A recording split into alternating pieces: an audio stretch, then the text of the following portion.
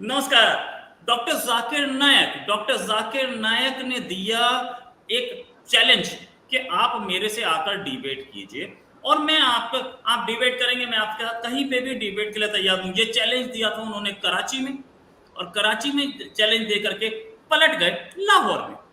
ये debate accept की गई, एक्सेप्ट किया क्रिश्चियंस, कुछ क्रिश्चियन पादरी आए थे जिन्होंने एक्सेप्ट किया कि हाँ हाँ हम आपके साथ डिबेट के लिए तैयार हैं। तो इन्होंने ये इमीडिएटली जब इन्हें दिखा कि सामने वाला पढ़ा लिखा है तो ये भाग गए। अच्छा, पादरी बेचारा पाकिस्तान में है, किस दिन उस पर ब्लास्फेमी लगा के उसको मार दिया जाए उसे पता ही नहीं। तो वो बेचारा सोच समझ के थोड़ा घबराया हुआ सा दिख रहा है, बोल रहा है। और जाकिर हुसैन जाकिर नायक गुंडागर्दी पे आ गए। पहले मैं आपको दिखाऊंगा जहां उन्होंने चैलेंज एक्सेप्ट किया, और ये भी दिखाऊंगा कि वो कहां भाग गए। पहले चैलेंज एक्सेप्ट किया। मेरा नाम पादरी सैमसन जॉन है और मेरा ताल्लुक सीडीए से है, क्रिश्चियन डिबेट एकेडमी से, और मैं क्रिश्चियन अपॉलोजिस्ट भी हूँ। और आपने गुज़श्ता रोज़ कराची में पूरी मसीहियत, जो पाकिस्तानी मसीहियत है, उनको मनाजरे का चैलेंज किया था। तो मेरी तरफ से और हमारी टीम की तरफ से आपके चैलेंज को हमने कबूल किया है, और हम 20,000 बंदों को पेश कर सकते हैं, तैयार कर सकते हैं, वो इस मनाजरे में प्रेजेंट होंगे। उन्होंने एक्सेप्ट कर लिया। डॉक्टर साहब जब एक्सेप्ट कर ली तो जाकिर नायक भाग गए, बोले मुझे डिबेट नहीं करना, आप डिबेट के लायक ही नहीं। क्या डिबेट करना चाह रहे हैं जाकिर नायक? क्या डिबेट करना चाह रहे हैं, मुझे तो समझ में नहीं आता। तुम्हारा भगवान सही है, मेरा भगवान गलत है, ये डिबेट का टॉपिक है। There has to be limitation of the stupidity. जब सारी चीजें ईमान पे हैं तो फिर डिबेट किस चीज की कर रहे हो? अगर खुला मन चाहिए तो फिर खुले आके बात करो। क्वेश्चंस ऐसे पूछे जाएंगे, जवाब देते नहीं बनेगा। तो ये क्या, मुझे समझ में नहीं आ रहा यार। जिसको जो मानना है माने। भगवान को क्या इंसानों की जरूरत है प्रूफ होने के लिए? भगवान एग्जिस्ट करता है, ये एक क्या नाम है, शैलो लॉजिक का डिपेंडेंट है भगवान। और क्या प्रूफ कर रहे हो? भगवान तो प्रूफ नहीं कर रहे हो, भगवान के नाम पे प्रूफ कर रहे हो कि अरबों की गुलामी मान लो, अरबों के लॉ मान लो। चलो भाई, मैं मानता हूं अल्लाह एक भगवान है, फिर अब क्या हो गया इससे? अब उसके बाद मैं अरबों की गुलामी करूं, मैं अरबी लॉ लगाऊं? मुझे अल्लाह को मानने में कोई परेशानी नहीं है। मैं मानता हूं कि अल्लाह गॉड है, चलो ये मानने को भी तैयार हूं, सबसे बड़े गॉड है। मगर मैं अरबों के लॉ को नहीं मानूंगा। मैं नहीं लगाऊंगा यहाँ पे शरिया लॉ, और ना मैं किसी भी प्रकार के दूसरे अपने जो हमारे जो लॉज हैं सदियों से, उनको मैं उठा के बाहर फेंकूंगा। ये क्या है यार? ये कॉलोनाइजेशन है, एवरीवन नोज। जी, जब डिबेट एक्सेप्ट कर ली गई तो साहब बोले कि डिबेट के लायक ही नहीं हूं आप। मैं आपको ये भी सुनता। अच्छा, क्या चर्च की बात मत करो, कौन से ऑडिटोरियम में, कौन से स्टेडियम में, कौन से मैदान में तकरीर किए? चर्च में किए। क्या इससे मालूम पड़ता आप डिबेट के लायक नहीं? फिर भी डिबेट करना चाहते। मेरे बहुत से स्टूडेंट है, आप मलेशिया में आओ, तुमसे डिबेट करेंगे। हिंदुस्तान में आओ, डिबेट करेंगे। कब आने को तैयार है? बोलो, मलेशिया आओ। लेकिन मेरे स्टूडेंट, मेरा बेटा को छोड़ो, बेटा नहीं, मेरा स्टूडेंट, मेरे सैकड़ों स्टूडेंट है। आपसे डिबेट करके आपको एकदम एक फतह मिल जाएंगी इंशाल्लाह। आप कब आते मलेशिया? आप हायर करो स्टेडियम मलेशिया में। मलेशिया में स्टेडियम हायर करो, ये तो कभी अच्छा, स्टेडियम में भगवान प्रूफ होंगे? स्टेडियम में भगवान प्रूफ होंगे? अरे यार। और चलो भगवान प्रूफ भी हो गए, फिर क्या होगा? हम अपना नाम अभिषेक मिश्रा से हटा करके अब्दुल मतीन रख लें। जॉन गलत नाम हो जाएगा, अभिषेक गलत नाम हो जाएगा, होली, दीपावली और दशहरा गलत हो जाएगा। ये है भगवान प्रूफ करने का तरीका। अच्छा, मेरे बेटे से भी मत करो, मेरे शिष्य होंगे, मेरे जूनियर्स होंगे, उनसे शेयर करो। इसके बेटे को मैंने बात करते हुए देखा। मुजफ्फर भाई, ये बोलता कुछ है, करता कुछ है। चैलेंज किया, फिर एक्सेप्ट भी नहीं किया चैलेंज। सामने वाले की बात तो सुन ले, उसकी बात सुनने के मूड में नहीं है ये। बिल्कुल। देखिए, कॉलो फेल में तजाद है इनके, जो बात कुछ करते हैं और अमल कुछ करते हैं। हमने पहले ही देखा कि तो छोटी बच्चियां जो हैं उनको इन्होंने बोला कि जी वो नामहरम है, उनके साथ स्टेज पे नहीं खड़े हुए, उनके साथ शील्ड वो जो है उनको देनी थी, डिस्ट्रीब्यूट करनी थी, वो नहीं की। और कल इन्होंने जो महिलाओं के साथ मीटिंग की है, खवातीन के साथ ये बैठे रहे वहां पर, और उनके साथ मीटिंग की है, वहां पर जो जाहिर बात है इस्लामी दीनी बातचीत ही हुई, लेकिन ये जो कह रहे थे कि नामहरम के सामने नहीं बैठना चाहिए, उनके साथ मीटिंग नहीं होनी चाहिए, उनके साथ अपनी मौजूदगी नहीं, तो वो क्यों की कल? तो ये देखें, एक दफा ये कह रहे कि ये जायज नहीं, दूसरी दफा ये वो वहां पर जायज करते हैं। एक दफा कहते हैं कि जी खवातीन के सामने नहीं बैठना चाहिए, और वहां पर घंटा घंटा बैठ के इंटरव्यूज देते हैं, और वहां पर बातें देखें कैसी करते हैं, कंट्रोवर्शियल बातें करते हैं कि जी 20 मिनट तक अगर देखेंगे तो आपके अंदर कुछ हैजान पैदा होगा। तो मैं आज भी मैंने एक प्रोग्राम किया था, उसमें मेरा ये सवाल था कि अगर आप किसी लड़की को देखकर आपके अंदर हैजान बर्पा होता है, आपके अंदर हलचल होती है, तो क्या लड़की जो है, जो आपको देख रही है, आप वहां पर मौजूद हैं, उसके अंदर अगर कोई चीज ऐसी होती है तो उसका जिम्मेदार कौन है? क्या इस्लाम के अंदर ये नहीं है कि आप लड़की सिर्फ जो है वो पर्दा करे, आप लड़की के सामने मौजूद बैठे रहे, आपने पैंट कोट जो बड़े बनसवर कराकर बैठे हैं, वो आपको देखकर उसके अंदर कुछ हलचल या हैजान पैदा होता है, तो उसका जिम्मेदार कौन है? क्या वो जायज है कि आप किसी लड़कियों के सामने जाकर बैठे रहे वहां पर? तो ये चीज जायज है? ये जाकर नाइक सब सवाल है मेरा। तो ये मुझे नहीं समझ आ रही कि ये करना क्या चाहते हैं, ये कंफ्यूज हैं। डॉक्टर जाकिर नाइक एक्चुअली वो आपने उनके क्लिप में देखा कि वो अपने आप को समझ रहे हैं कि मैं बहुत ज्यादा पॉपुलर हो चुका हूँ, मैं 10-10, 20-20 लाख का मजमा इकट्ठा कर लेता हूँ और लोग मुझे चाहते हैं, पूछते हैं। तो उस वजह से वो जब बंदा इतना पॉपुलर हो जाता है, फेमस हो जाता है, तो उसका मैं समझता हूँ कि उसका दिमाग खराब हो जाता है।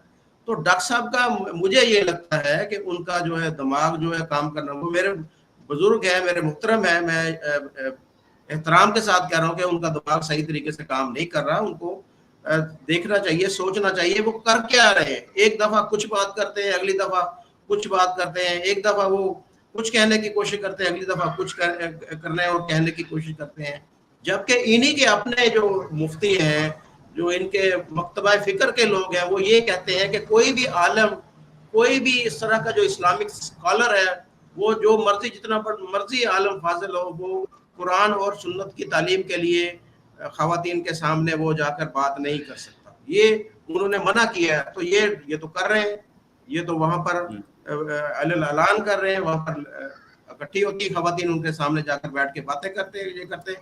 तो फिर कहाँ गए? देखें, किसको माने हम, किसके फतवे को माने, इनकी बातों को माने या जो बाकी मुफ्ती कराम है उनके फतवों को हम माने?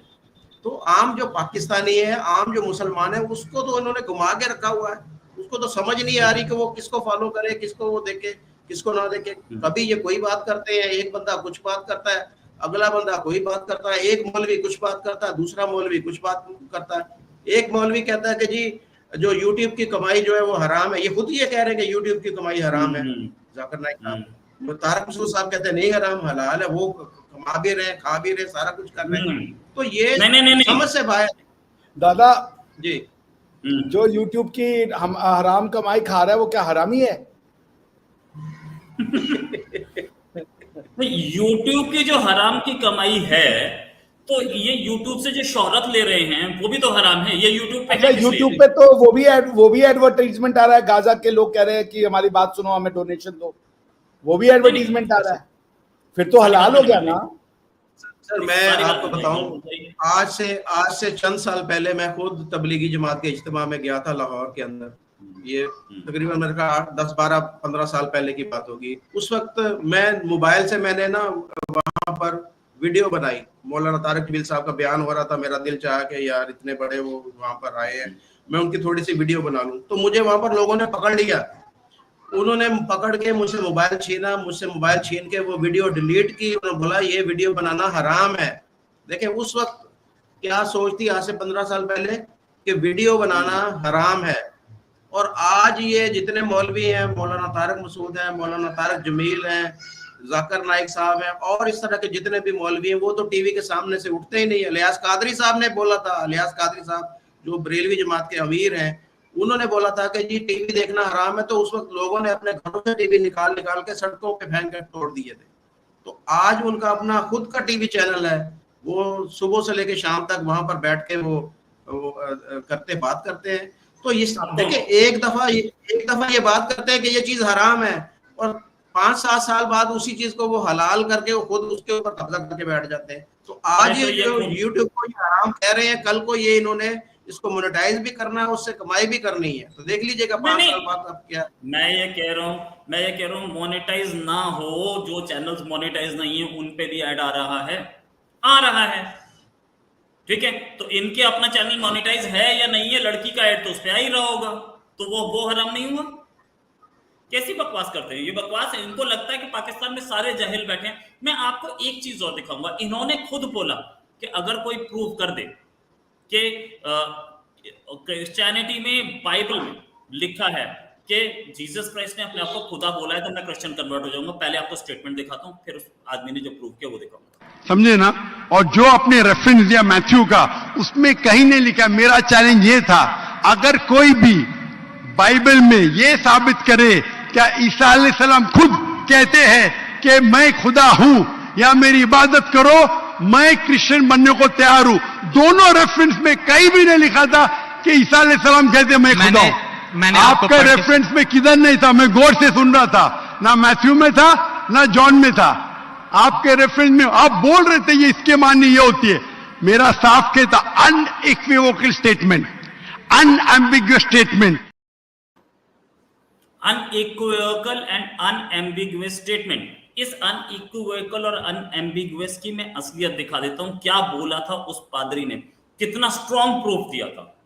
और इसके अलावा आपने कहा था कि बाइबल मुकद्दस में कोई एक आयत जो इस बात पर दलालत करती हो कि हजरत मसीह ने कहा हो कि मैं खुदा हूं। Gospel of John chapter number 13 verse number 13, उसमें लिखा है कि तुम मुझे उस्ताद और खुदावंद कहते हो और खूब कहते हो क्योंकि मैं हूं। जब आप बाइबल मुकद्दस पर गौर करते हैं तो लाजिम है कि आपको बिब्लिकल लैंग्वेजेस का पता होना चाहिए। यहां पे जो खुदावंद के लिए लफ्ज इस्तेमाल किया गया है वो कुरियोस है, और कुरियोस जो के साथ जब भी आर्टिकल का इस्तेमाल किया जाता है तो ये खुदा के मायने देता है। तो मसीह जब अपने बारे में गॉस्पेल ऑफ जॉन में ये बात करते हैं तो वो खुदा होने की तरफ इशारा कर रहे हैं कि मैं खुदा हूं।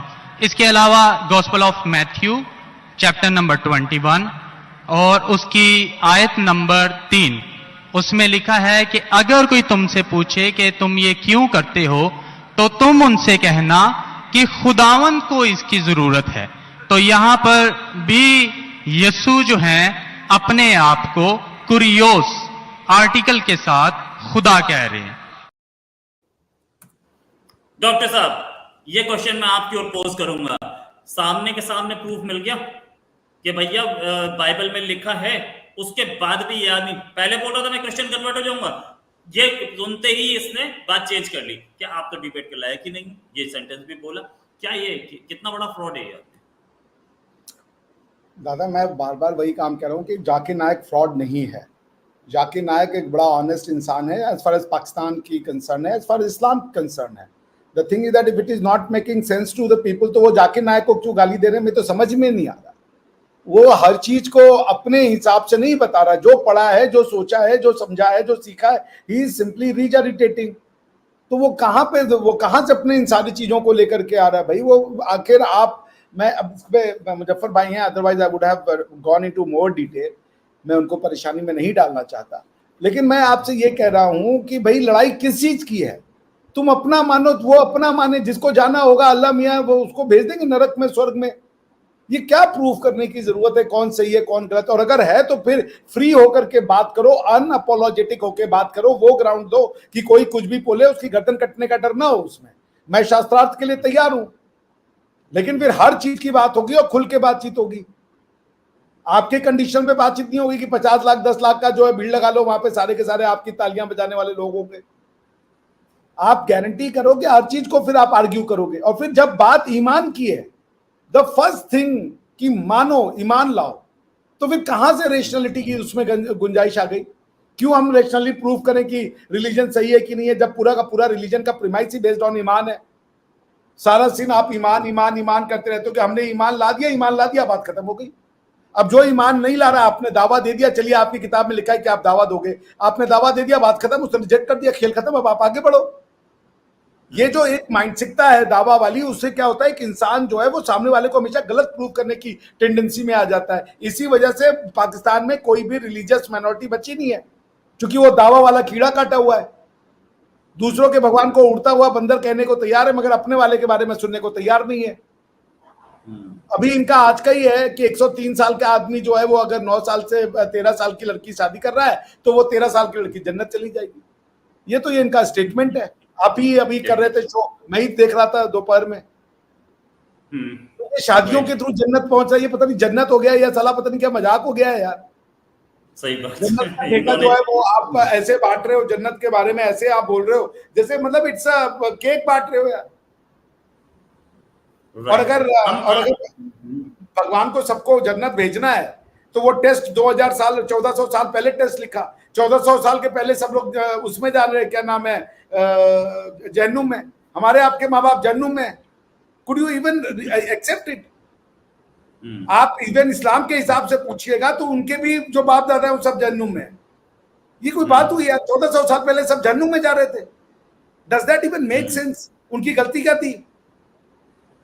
राइट, एक मिनट, मैं आपको एक इनकी तकरीर, ये सब कुछ मैंने एक ही स्पीच से निकाला है, सब कुछ एक ही स्पीच से निकाला है। जाकिर नायक ने खुद बोला कि मुझे सामने प्रूव कर दो कि कहीं कुरान में लिखा है, कहीं बाइबल में लिखा है कि जीसस क्राइस्ट ने बोला कि मैं भगवान हूं तो मैं क्रिश्चियन कन्वर्ट हो जाऊंगा। अब तक तो नहीं हुआ। जबान का सगा ये आदमी नहीं है, जबकि पादरी ने प्रूव कर दिया था। मैं आपको एक इनकी स्पीच और सुनाऊं। आप बोल सकते कौन से तारीख को आपके पास्टर सैमसन ने कौन से मैदान में तकरीर की जहां 30,000 लोग थे? आप बोल सकते? मैं हाँ के नहीं? एक बात कहना चाहता हूँ। बात नहीं सुनने का है मुझे आपकी, मैं पूछना चाहता हूं। आप तारीख बोलिए, वक्त बोलिए, वेन्यू बोलिए और साबित कीजिए सबूत के साथ। कर सकते क्या नहीं? हाँ के नहीं? चर्च में नहीं कर सकते क्या नहीं? हम प्रीस्ट जो है वो तो चर्च में ही जो है गलत है, सरमन करेगा। बिल्कुल सही। प्रीस्ट तो चर्च में ही बोलेगा ना।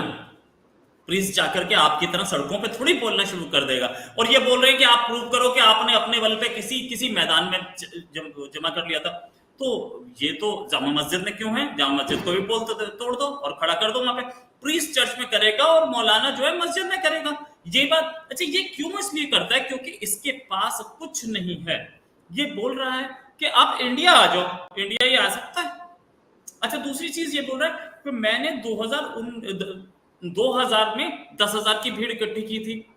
जैसे जैसे बढ़ती गई तो मैंने नहीं 10,000 की भीड़ 2000 में, हाँ, और पहले 10,000 की थी और जैसे जैसे बढ़ती गई तो इंडिया में 10 लाख की भी भीड़ इकट्ठी की। 2006 से तो तू इंडिया से गायब है। 6 ही साल में तूने 10,000 को 10 लाख कर दिया। पॉसिबल है? पॉसिबल ही नहीं है। ये झूठा आदमी है। केवल इस पे बात करने के लिए ये बताइए डॉक्टर साहब, सॉरी मुजफ्फर भाई, इस आदमी को आप पाकिस्तान में झेल कैसे रहे? मैं वाकई हैरान हूं कि आपने इतने साल इसको कैसे झेला है। मैं इस चीज को आपको बल्कि इसकी मैं मुबारकबाद देता हूं, आपकी सब्र की, आपके जो जज्बे की, आपके हौसले की। मैं यकीन माने मुझे हैरत होती है कि 1 हफ्ता 10 दिन हो गए हमारे पास और हम जो है वो सर दर्द हो गया हमारा इसकी बातें सुन के, इसके जो इस तरह के चुटकुले सुन के, इस तरह की जो इसकी चीजें सुन के। तो मुझे हैरत होती है कि आप लोगों ने इतने साल इसको कैसे रखा और कैसे बर्दाश्त किया। और वहां पर जब बैठे थे ये बातें करते थे तो हम इसको एक हीरो की तरह देखते थे। पाकिस्तानी सारे के सारे ऐसे ही देख रहे थे कि ये इस्लामी दुनिया का एक बहुत बड़ा हीरो है कि जो बहुत बड़ी एक नेकी का काम कर रहा है। लेकिन अब यहाँ पर आकर जिस तरीके से लोगों को फेस नहीं कर पा रहे, लोगों के सवालात के जवाब नहीं दे पा रहे, और ख़ास तौर पर देखें क्रिश्चियन को मुतमईन करना या किसी और को मुतमईन करना अलग बात है। जो मुसलमान लोग हैं कि जो एथियस्ट हो रहे हैं या जो अभी कुछ जो मजहब से बेजारी इख्तियार कर रहे हैं, उनको ये मुतमईन नहीं कर पा रहे। सबसे ज़्यादा जो ख़तरनाक चीज़ है इस्लाम के लिए वो यही है कि बहुत सारे लोग जो है इस्लाम को छोड़ के जा रहे हैं। पाकिस्तान के अंदर से भी, ईरान के अंदर बहुत लाखों लोग जो हैं वो एथियस्ट हो रहे हैं, यूएई के अंदर, सऊदी के अंदर। तो ये मुझे ये था कि ये जाकिर नाइक साहब आएंगे, अगर इस तरह का कोई सवाल होगा इस तरह की चीज़ के ऊपर तो वो मुतमईन करेंगे लोगों को कि लोग जो दीन से बेजारी इख्तियार कर रहे हैं वो वापस दीन की तरफ आएंगे। लेकिन उन्होंने जो जिस तरह का आगे से जवाब दिया, वो एथियस्ट एक लड़का जो था, उसको जो कुछ अरसे से वो कह रहा कि मैं प्रैक्टिस नहीं कर रहा दीन की, वो मुझे यकीन माने मुझे दिली तौर पर अफसोस हुआ, मुझे बहुत दुख हुआ as a Muslim, as a Pakistani के ये उसको मुतमईन नहीं कर पाए।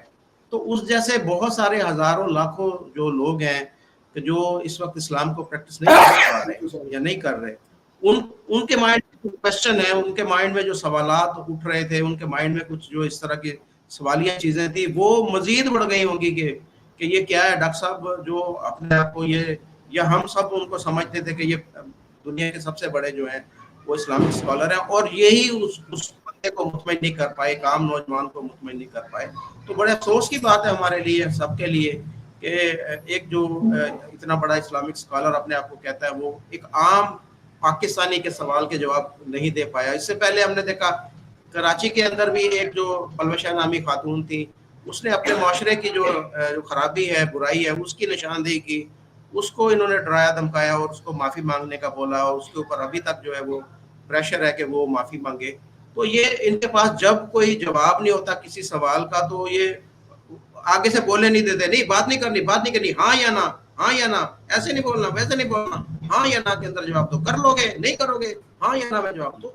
अगले बंदे को ये ऐसे प्रेशराइज कर देते हैं कि वो खुला जाता है, घबरा जाता है और इनकी बात मानने के ऊपर मजबूर हो जाता है। जहां पर आगे से कोई बहस करने वाला हो, इनके सवाल को काउंटर करने वाला हो, सही तरीके से बात करने वाला हो, वहां पर ये दुम दबा के भाग जाते हैं। तो ये एक मायूसी है इस वक्त पाकिस्तानियों के अंदर, और खासतौर पर जो समझते हैं कुछ चीज़ों को, उनके लिए ये मायूसी का बायस बने है कि ये इनको समझा हमने क्या है और ये निकले क्या है। तो ये बहुत ही एक हमारे लिए जो है वो काफ़ी अफसोसनाक ये बात है। डॉक्टर साहब, एक वीडियो और दिखाऊंगा इन साहब का, जिसमें इन्होंने बोला कि मुझे, अच्छा ये कि इन्होंने पहले शर्त रखी कि आप 10,000 की भीड़ लाइए, 50,000 की लाइए, फिर बोला आपके लिए 20,000, फिर उसके बाद बोला प्रूफ दो। ये प्रूफ कहीं पे बोला गया था? अच्छा, एक आदमी, एक पादरी है जो कि चर्च में है, उसके नाम पे भीड़ तो आती होगी ना, सबको पता है कि वो पादरी है, तो चर्च भी तो 50 है, उसके पास ही आ रही है, और वो बोल रहा है कि मैं क्रिश्चियन डिबेट एसोसिएशन से हूँ, तो उसके नाम पे तो आएगी ना। नहीं, प्रूफ दीजिए आप, और फिर मलेशिया आइए, वहां पर आकर के एक स्टेडियम बुक कीजिए, तब कीजिए। ये आपको मैं एक और दिखा रहा हूँ। अगर किसी को मुझसे डिबेट करना है पब्लिक में, तो कम से कम वो 5% जैसा मैं मजमा इकट्ठा करता हूं, मेरे सबसे बड़ा मजमा है 10 लाख हिंदुस्तान में। कितना? 10 लाख। तो कम से कम 5%, 50,000 का मजमा तैयार करो। आपने सुनिए 20,000 का कहा था। सुनिए मेरी बात, सुनिए मेरी बात।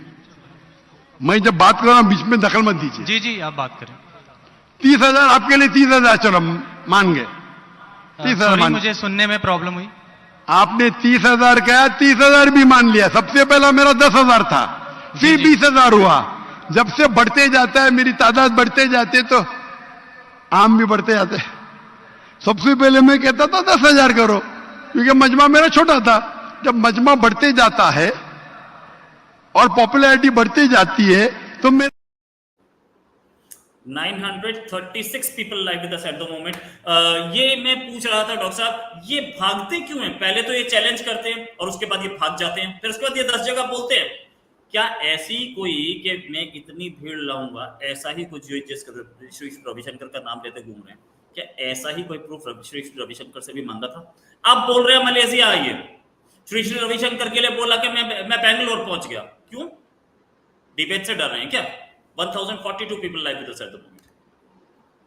देखिए, ऐसा है दादा कि डिबेट से नहीं डर रहे हैं। ये आदमी को, इनको आदत है सेटअप किए हुए सिस्टम की, जहाँ पे इनके बैठाए हुए गुर्गे रहते हैं, वो क्वेश्चन पूछते हैं, उसके बाद तालियां बजती हैं। ये उसके आदी हैं। He was a planted man. वो कभी ऐसी कोई बात नहीं कर रहा था जिसको कि आप यूनिवर्सली एक्नॉलेज कर सके, जिसको कि आप ह्यूमैनिटी के लिए बेहतरीन काम बता सके। उनका काम था दूसरों के रिलीजन की कमियां निकालना, दूसरों के बिलीफ सिस्टम की कमियां निकालना, उनका मजाक उड़ाना। This is what he is expert in. और वो जब आप आज अपनी उनकी मजाक उड़ रही है, इसको कहते हैं law of karma. That's why I believe in Gita. जो जैसा बोएगा वो वही पाएगा। दुनिया के रिलीजन्स में इन्होंने जाके कमियां निकाली, आज इनको इन्हीं के रिलीजन वाले इन्हीं के दारुल इस्लाम में डंडे और लात मारने को तैयार हैं। जिससे बड़ा कर्म और क्या हो सकता है इससे, और वो आदमी जो स्टेट गेस्ट है, इससे बड़ा आपको कर्म क्या चाहिए कि जो बोगे वही पाओगे। दूसरों के रिलीजन में तुमने खामियां निकाली, कीड़े निकाले, आज तुम्हें तुम्हारे लोग उस देश में जो कि भारत से टूट के इस्लाम के नाम के लिए बना है, वो तुम्हें एक्सेप्ट करने को तैयार नहीं है। कह रहा है तुम जो बातें करते हो भोंडी और बकवास की बातें हैं।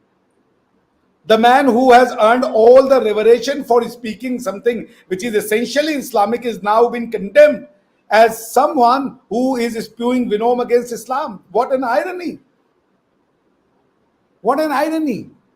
जो इस्लाम का प्रतिबिंब हुआ करता था, इस्लाम का स्तंभ हुआ करता था, आज वो इस्लाम के किले में गाली दिया जा रहा है उसको। ये है कर्मा। और उसको गाली देने वाला कोई हिंदू नहीं है, कोई सो कॉल्ड गैर मजाहिब नहीं है, उनके अपने मजहब के लोग हैं। They are ridiculing him for speaking something that do not resonate with them और perhaps that doesn't make sense to them. तो क्वेश्चन ये है कि क्या जो जाकिर नायक ने अब तक जिन लोगों को कन्वर्ट किया, क्या उनको गुमराह किया, गलत शिक्षा दी, झूठ बोला, मक्कारी किया? क्योंकि उसने कुछ भी नया नहीं बोला है, कुछ भी नया नहीं बोला है। वो वही बात को रीजजिटेट कर रहा है। यही एग्जाम्पल हर आदमी देता है, हर आदमी देता है कि नहीं भाई उसको इस्लाम नहीं पता है, इस्लाम को आप इस्लाम जाके पढ़ो। किसी को इस्लाम पता ही नहीं है पूरी दुनिया में। मैं एक डिबेट में था सवेरे कल रात को, उसमें भी मुझे यही कहा गया। एक महोदय जो शायद इस्लाम का कुछ नहीं पढ़े होंगे डेप्थ में, वो बता रहे थे इनको नहीं पता, आपको इस्लाम पढ़ना है तो आप जो इनसे सीख लीजिए। किसको पता है इस्लाम? मुझे तो ये बता दो यार। आज साले को इब्राहिम इनको भी नहीं पता, जाकिर नायक को मुझे लगा इनको पता है, भाई ये तो इस्लाम के बहुत जानकार है, ज्ञानी पुरुष है। आप क्या कहिएगा दादा? दिस इज व्हाट द करनी इज। जो बोएगा वो वही काटेगा। तुमने दूसरों के रिलीजन का मजाक उड़ाया, आज तुमको उसी घर में जो दारुल इस्लाम है थू थू हो रही है। क्या कहा जाए इसके? राइट, बिल्कुल सही। मुजफ्फर साहब, मुजफ्फर भाई, आपसे फाइनल क्वेश्चन लेना चाहूंगा। मुजफ्फर भाई, यदि आपको मेरी किसी बात से ठेस पहुंची हो तो मैं आपसे बड़ा क्षमा चाहूंगा। मेरा कोई ऐसा इरादा नहीं। वो मुंह छुपा करके कुछ रोटी खा रहे होंगे, चाय पी रहे होंगे, तो वो खैर आ जाएंगे तो हम लोग फिर वापस ले लेंगे, नहीं तो मैं आपसे ही फाइनल क्वेश्चन ले लूंगा। ये जो मुजफ्फर भाई आ गए, मुजफ्फर साहब वेलकम बैक। ये इस आदमी को कब आप यहाँ से डिस्पैच करेंगे पाकिस्तान से, ताकि ये पाकिस्तान की सोसाइटी को और बर्बाद ना करे? क्यों डिस्पैच करें? मैं तो कह रखे ना भाई, कैसी बातें करती? नहीं तो ये वहां पे वो 13 साल की लड़कियों को बोल रहे हैं कि 101 साल के बुड्ढे से शादी कर ले यार, तो मतलब कैसे? फिर उसके बाद क्या गलत है भैया? उस 113 वो वही सीखे हैं, वो क्या गलत कह रहे हैं? बर्बाद कर रही है सोसाइटी। हम और आप कौन होते हैं? हम और आप कौन होते हैं? ये अभी तो आप देख लीजिए, आपको 50 वीडियो मिल जाएंगी तालिबान की, जिसमें कि एक बुजुर्ग जो है वो बच्चे से शादी कर रहे हैं। हम और आप कौन होते हैं? आप उनसे ज्यादा तो ज्ञान नहीं है हमारा आपका इस्लाम के बारे में, वो हमसे ज्यादा अच्छा जानते हैं। हाँ मुजफ्फर दादा, ये भी तो और ऊपर से बोल रहा है यार कि वो जो अनमैरिड लड़की बाजारू होती है, पता नहीं कैसे झेल गया पाकिस्तान से, कैसे झेल गया पाकिस्तान। अगर ये इंडिया में बोला होता तो ये पक्का आपको मैं बताऊं वो कैसे झेल गया, क्योंकि ये वही लॉजिक देते हैं स्लेव सेक्स के लिए कि जब तुम किसी को मार दोगे जो तुमसे लड़ने आया है, उसके पति को मार दियो हो, तो उसकी पत्नी के पास क्या सोल्यूशन है स्लेव सेक्स का?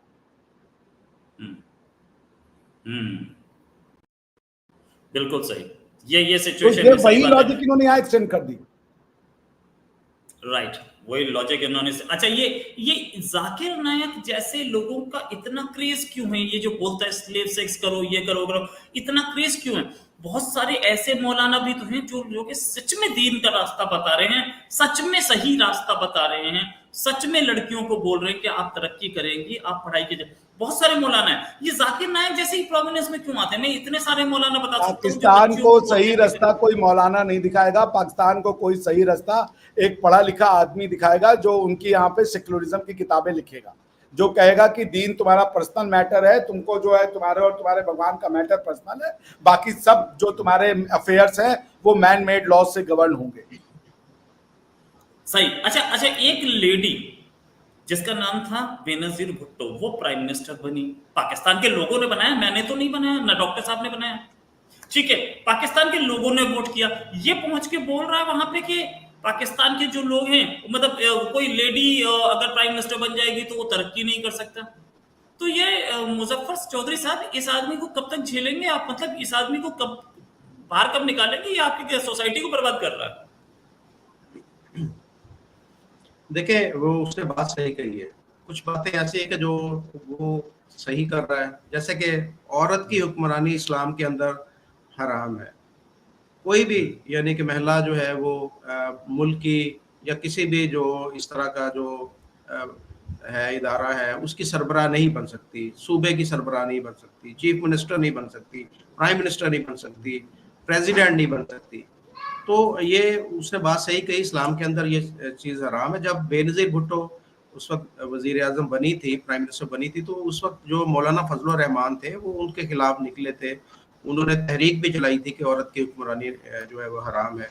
लेकिन अब जो चीफ मिनिस्टर है इस वक्त वो मरीम नवाज हैं, और जो मौलाना फजलुर रहमान इस वक्त भी मौजूद हैं और जिंदा हैं, लेकिन उन्हें अब इतराज़ कोई नहीं है। मैंने आपको बोला ना कि ये हम अगर कोई चीज़ इस्लाम के अंदर हराम होती भी है तो फिर वक्त आता है जब हमारे अपने मफादात होते हैं तो फिर हम उस हराम चीज़ को भी हलाल कर लेते हैं। तो अब मौलाना फजलुर रहमान ने एक भी स्टेटमेंट नहीं दी कि मरीम नवाज को चीफ मिनिस्टर नहीं बनना चाहिए क्योंकि औरत की हुक्मरानी जो है वो इस्लाम के अंदर हराम है, तो लिहाजा उसको नहीं बनाना चाहिए, किसी और हमजा को बना दें, किसी और को बना दें।